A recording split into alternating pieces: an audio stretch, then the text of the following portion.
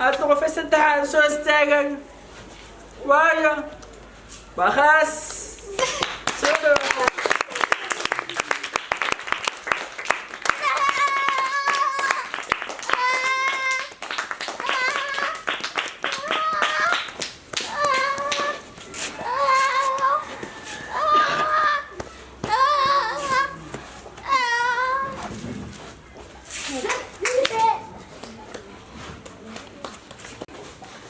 همبر خلاص داش وداش كان سدحة قسم بهم waxaan sheegnaa sanadku soo socday kaalinta koobaad inay ka soo daasho qof kasta waxa rabaa qaas u daasho qof daasho kaalinta koobaad guulas markaa bal khaas daasho